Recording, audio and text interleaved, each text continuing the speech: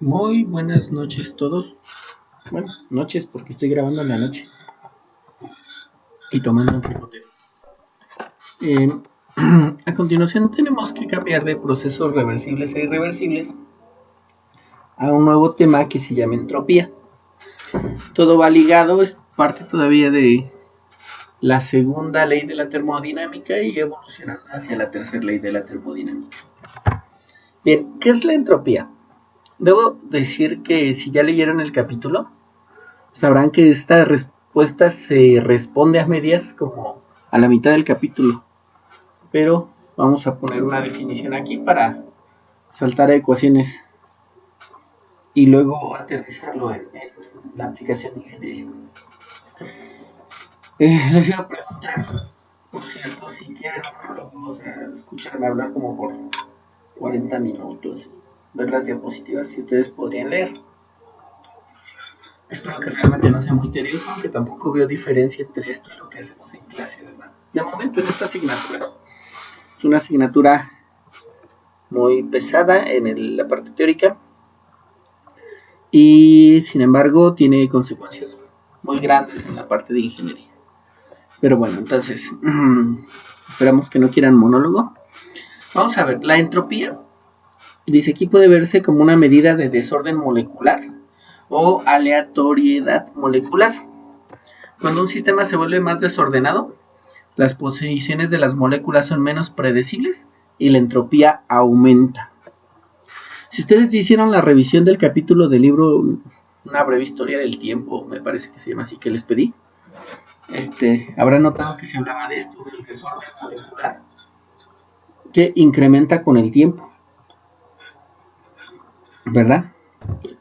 Más adelante, cuando vemos procesos isentrópicos y cosas así, vamos a hablar de cómo esto afecta al universo, incluso cómo dirige parte de nuestra existencia. En el libro se menciona mucho.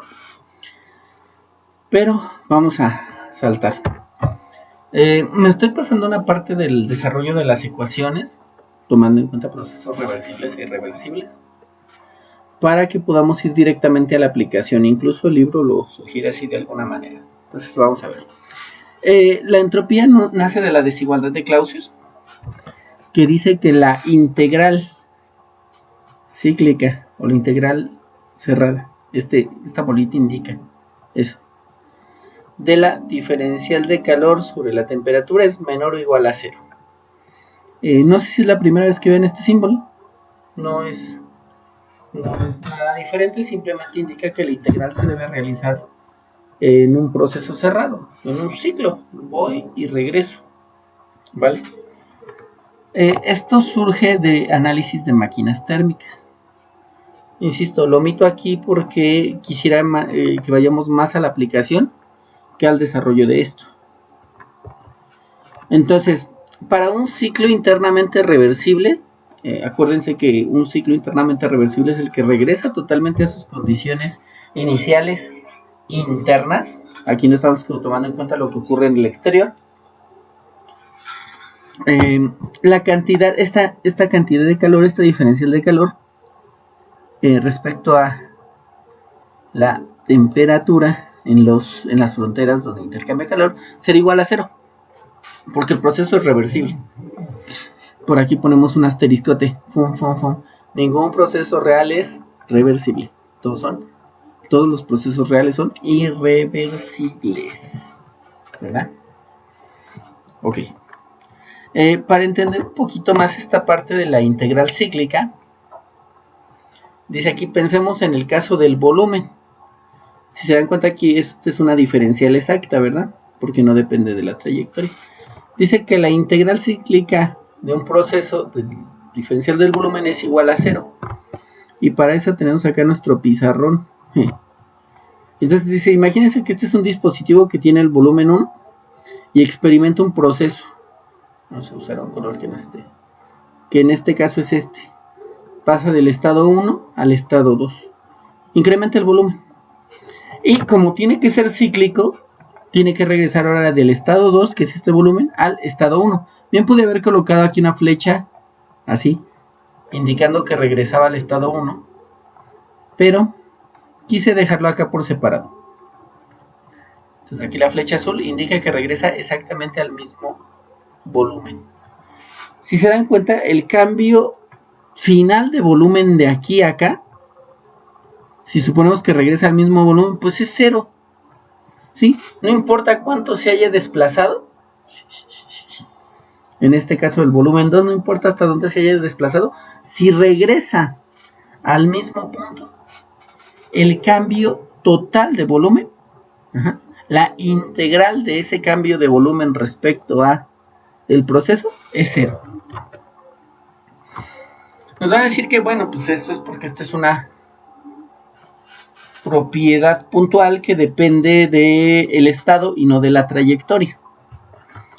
En el caso de la entropía, se dio cuenta el Clausius que descubrió una nueva propiedad, esta la llamó entropía, y esto representa una diferencial del cambio de esa entropía que hablábamos al inicio, que es el desorden, ¿no? Desorden molecular. Entonces, a ver, dice aquí, la entropía es una propiedad extensiva representada por la letra S que puede trabajarse de forma específica mediante S minúscula por unidad de masa o como propiedad intensiva. ¿Se acuerdan? Esta es la entropía total y esta de acá representaría la entropía de por unidad de masa, kilojoule por kilogramo. Ahora, ¿a qué hace referencia lo anterior? Esto de que esto es función del estado y no de la trayectoria. Vamos a borrar esto. Entonces, recordemos que, o imaginemos que aquí tenemos un estado 1 y aquí tenemos un estado 2. Ahí está, estoy dibujando con el mouse. Entonces, para ir de aquí a acá es un camino. Acuérdense, el cambio de un estado de equilibrio a otro estado de equilibrio es el proceso. Y la serie de estados de no equilibrio por los que pasa, que es todo este caminito, es la trayectoria. ¿Sí? Entonces no es lo mismo ir de aquí a acá y luego regresar por este otro camino. ¿Verdad? Porque fui por este y regresé por este. Nuevamente. El área aquí que diferencia los dos caminos es parte de ese desorden que no queda alineado a lo que había en el principio, ¿verdad? A eso hace referencia esto de que es función de la trayectoria, depende de qué camino hayamos tomado. Bien, si bien es cierto que pues de alguna manera podemos trabajar con la entropía total, al igual que con la energía, no nos interesa mucho la entropía total, sino el cambio de entropía. Entonces dice que este cambio, delta S, lo podemos obtener integrando esta integral, valga la redundancia. Entonces sería la entropía 2 menos la entropía 1, pues es igual a la integral de esto, ¿verdad? Integral entre los dos estados. El desorden final menos el desorden inicial es igual al cambio de desorden. Se demostró que, no quiero ahondar en cómo se demostró porque, insisto, realmente no es de nuestro interés del todo. Quizás se van a hacer posiblemente un posgrado o algo por el estilo, puedo hacer un poco más en esto, valga la pena. Pero se demostró que la entropía incrementa siempre. Siempre. ¿Vale? Entonces, dice que, por ejemplo, un sistema aislado, la entropía final menos la inicial es igual a la entropía de si consideráramos que el proceso es reversible más la entropía generada. Entonces, por lo tanto, el incremento de entropía de un sistema aislado siempre es mayor o igual a 0. Dice aquí la entropía de un sistema aislado durante un proceso siempre incrementa, o en el caso límite de un proceso reversible, Acuérdense, el proceso reversible es un proceso ideal, permanece constante. Quiere decir que si trabajamos con procesos ideales, así, reversibles, no irreversibilidades, la entropía final y la inicial sería 0, pero jamás disminuye, ¿sí? Y por supuesto, para procesos reales, la entropía generada siempre es mayor que 0. Entonces el desorden siempre aumenta. Por cierto, en este punto del video, les dejo como tarea ver la película de Jurassic Park, la 1, y exactamente la parte donde, no recuerdo el nombre del doctor, pero este tipo de chinos lente rockero habla un poco de esto, de la teoría del caos. Vale, entonces ahí llevan de tarea Jurassic Park. Sirve que usan de pretexto. El profeta eterno me lo dejó. Entonces, la entropía generada va a ser mayor que 0 para un proceso irreversible, o sea, para cualquier proceso real de la naturaleza, igual a 0 para un proceso reversible, quiere decir un proceso idealizado, quitando irreversibilidades, ignorando fricciones, ignorando transferencias de calor, ignorando expansión, expansión libre de un gas, cosas así por el estilo. Por cierto, en el examen pregunto cuáles son las fuentes de irreversibilidades para que lo revisen. Y nunca será menor que 0. Ese es un proceso imposible, por lo menos con lo que podemos modelar hasta ahorita. Hay que recordar que la ciencia es una forma de modelar la realidad que percibimos. Entonces, hasta el momento no se ha podido detectar un proceso en el que la entropía disminuya. De hecho, el libro, nuevamente, espero que ya hayan leído el capítulo. Si no, pues hagan una pausa, leanlo, es corto. Habla de que un proceso en el que la entropía disminuya posiblemente sea un proceso también o un universo en el que el tiempo ocurre al revés. Y dice, ahora vamos a recordar el futuro y a descubrir el pasado. Y cosas muy interesantes en las que vale la pena a veces pensar, aunque otras veces pareciera inútil porque nuestra existencia es tan corta que jamás llegaríamos a ver esos límites, ¿verdad? Pero bueno, entonces, de momento, con lo que tenemos modelado, aparentemente no hay un proceso en el que la entropía total o la entropía generada, tanto en el sistema o los alrededores, sea menor que 0. Algunas cosas interesantes de la entropía. Uno, los procesos siempre ocurren en la dirección en la que aumenta la entropía, siempre. La entropía no es una propiedad que se conserva. No existe el principio de conservación de la entropía. Siempre aumenta. La entropía incrementa en todos los procesos reales. Y el desempeño de los sistemas es degradado por irreversibilidades. O sea, yo tengo una turbina, tiene fricción, tiene transferencias de calor, tiene bla, bla, bla. La generación de entropía es una medida de las irreversibilidades. Por eso es que nos interesa mucho. Yo puedo medir qué tan irreversible es un proceso midiendo la entropía al inicio y la entropía a la salida. Y entonces eso va a incluir todas las irreversibilidades del proceso y así no las tengo que medir una de forma individual. Este es algo que les va a servir mucho como futuros ingenieros, el modelo de caja negra. Entonces, yo tengo una entrada.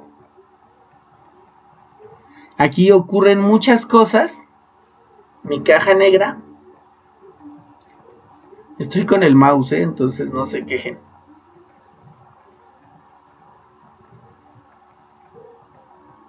Y tengo una salida. Entonces, aquí le ponemos S de salida. Entonces yo puedo medir lo que ocurre aquí y lo que ocurre acá y de alguna manera inferir qué rayos ocurrió aquí. Quizás no de manera exacta, pero sí pues, la combinación de todo lo que ocurrió ahí. Digámoslo así. Ejemplos sencillos. Imagínense que esto es una máquina de hacer tortillas.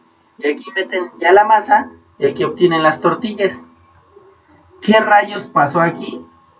Pues, quién sabe. Ay. Quizá no me importa saber exactamente cada uno de los detalles que ocurrió aquí, pero sí obtener una generalidad de qué ocurrió aquí. Bueno, pues la masa se coció en la masa se ordenó de forma circular, plana, bla, bla, bla, se coció, bla, bla, bla.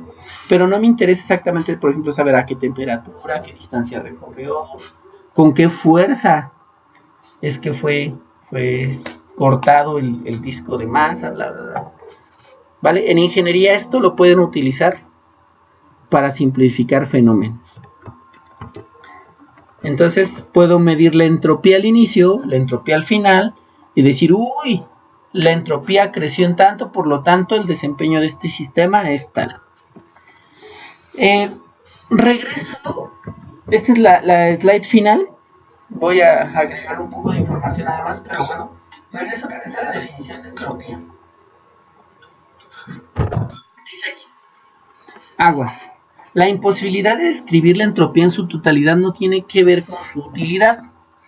No es posible definir energía, por ejemplo, pero podemos comprender las transformaciones de energía y su principio de conservación. Aguas, no se confundan, no crean que esto lo metí mal, ¿eh? Ahí está. Es un ejemplo. Dice que, por ejemplo, no podemos definir energía, pero podemos trabajar con ella. De igual manera, no hay una definición perfecta y exacta de entropía, pero podemos trabajar con ella. Y esto no me lo estoy inventando yo, lo pueden revisar en el libro. Insisto, a la mitad del capítulo 7, en la sección 7.5, 7.6, algo así, viene la pregunta, ¿qué es entropía? Y el mismo libro nos dice, pues no existe una definición así perfecta de qué es entropía. Sin embargo, la podemos utilizar. Entonces, lo mismo con la energía. No tenemos la definición bien perfecta de qué es energía, pero la podemos utilizar. Y vuelvo a repetir la definición de entropía. Se puede ver como una medida del desorden molecular o aleatoriedad molecular. Cuando un sistema se mueve más desordenado, las posiciones de las moléculas son menos predecibles y la entropía o el desorden aumenta. En el siguiente capítulo, en el siguiente video vamos a ver cómo calcular la entropía de un sistema. Vamos a ver que es exactamente igual con las tablas o con la aplicación. Obviamente ahí hubo involucrado una caracterización, ecuaciones, cosas por el estilo. Nosotros nos lo estamos saltando y solo metemos agua, tal presión, tal temperatura y nos dice tal entalpía, tal energía interna, tal calidad y tal entropía. Tal y como lo hemos hecho, pero bueno, lo vamos a revisar. Y también vamos a ver cómo la entropía le afecta pues, a algunos dispositivos de los que hemos trabajado. En especial vamos a trabajar con turbina, compresor y me parece que con una tobera. Vamos a ver, por ejemplo, que debido al aumento en desorden, la turbina produce menos trabajo, una turbina real produce menos trabajo que el que debería producir si fuese ideal. Un compresor consume más trabajo del que debería consumir un compresor ideal y una tobera incrementa la velocidad a una velocidad menor que la que debería si no existiera la entropía. Bien, nada más como introducción a ese tema, vamos a hablar de el desorden. Y vaya que soy experto en desorden. No es cierto. Bueno, antes de hacer mi dibujo, les comenté, por ejemplo, piensen en su escritorio. El libro nos habla de que la entropía, por ejemplo, nos afecta en nuestra vida y en nuestras relaciones, ¿no? Incluso. Empezamos en un ejercicio sencillo. Piensen en su escritorio y que está así todo desordenado y dijeran, oye, préstame tu lapicero azul, y así de, pues abajo de todas las hojas, abajo de, y lo estás buscando, pues resulta que se cayó 30 minutos en lo que lo encontraste, porque estaba pues ahí en el suelo, abajo de la chancla. ¿Cómo llegó ahí? ¿Quién sabe? Entonces, en un estado de desorden, pues es más difícil hacer las cosas. Ahora piensen que son la morra de los plumones, todo ordenado, todo perfecto. Le dicen, oye, préstame tu color azul cielo pálido. Y entonces, ¡pum! Saca su colorera perfectamente ordenada. y en 4 o 5 segundos te dice aquí está y me lo regresas y con punta. Y no lo vayas a manchar porque entonces se arruina y tengo que comprarme un paquete nuevo. Entonces, pum, eficiencia. Esto nos recuerda un poco al sistema de trabajo de los japoneses, ¿no? Pum, me parece las 5S o algo así, todo en orden. ¿Por qué? Porque incrementa la eficiencia. Y el desorden decrementa la eficiencia. Y algo parecido ocurre, por ejemplo, con nuestras emociones, ¿no? Una persona que tiene bien identificadas sus emociones dice, no, pues ¿sabes qué? Ya no estoy feliz con esta pareja. Vámonos. ¡Pum! Libertad y tranquilidad a su alma. Pero una persona que tiene un desorden en sus emociones, así de, ay, es que, y si no, y ¡pum! ¿Verdad? Pero bueno, ¿por qué el desorden no favorece, por ejemplo, en procesos de ingeniería? Entonces, imagínense que este es el clásico juego de jalar la cuerda. Creo y espero que todos lo hayan jugado en algún momento de sus vidas, ¿verdad? Entonces, esta es la bolita que hay que cruzar y aquí ya hay personas jalando. Usualmente una persona, como si esto fuera un filigrama de pescado, pues jalan así, ¿verdad? Y el otro equipo, pues también uno jala para acá, para acá, para acá y para acá. ¿Por qué pongo las flechas así? Porque no hay una persona que pueda exactamente jalar en esta dirección. Ah, pues déjenle pongo sus flechitas, ¿verdad? Para que se entienda que están jalando.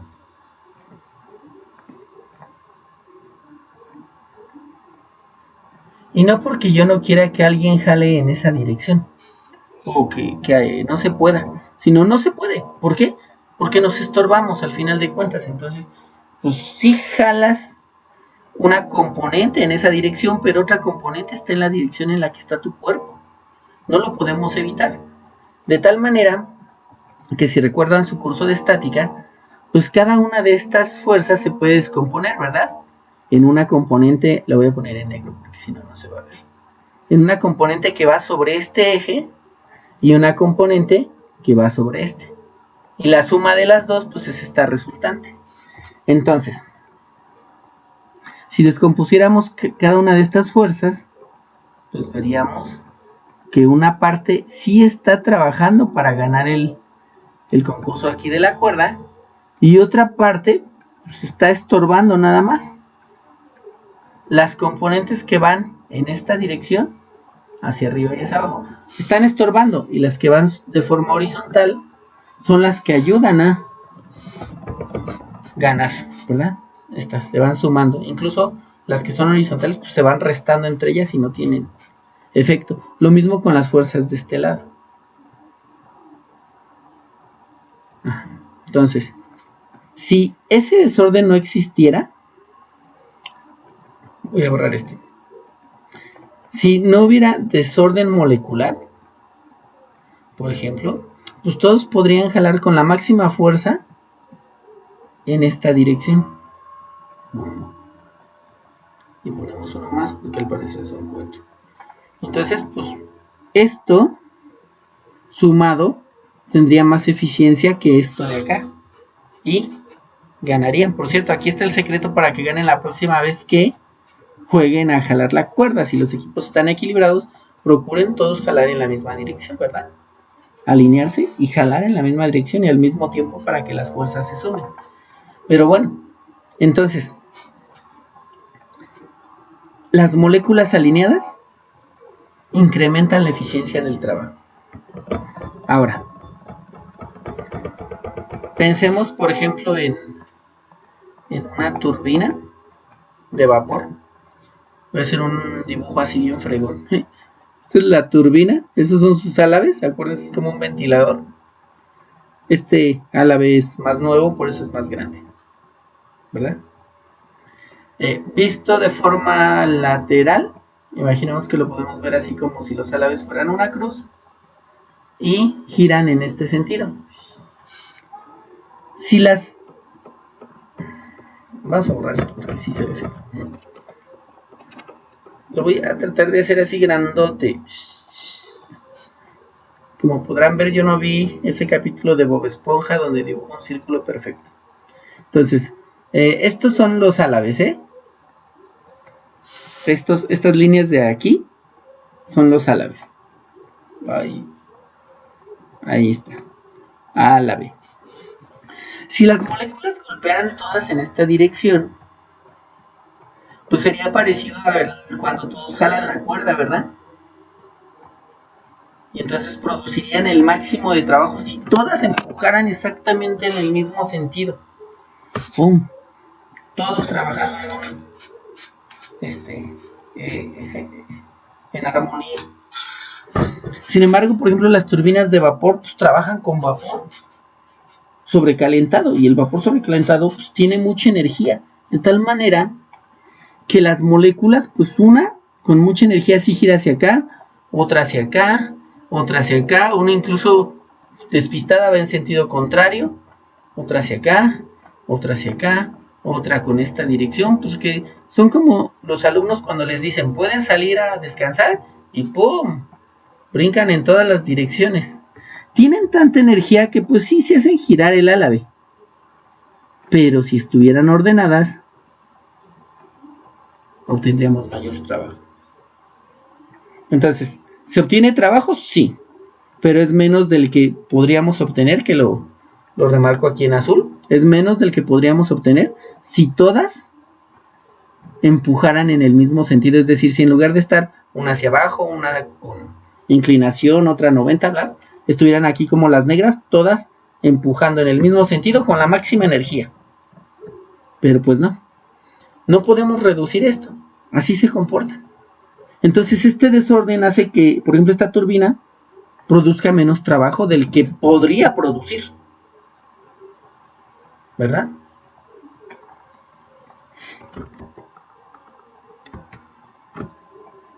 Bien, pues de momento es todo el video.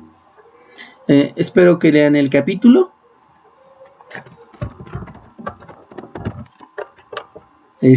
Lean el capítulo 7 del Sengel, ya saben que es el libro que utilizamos para comprender más este tema.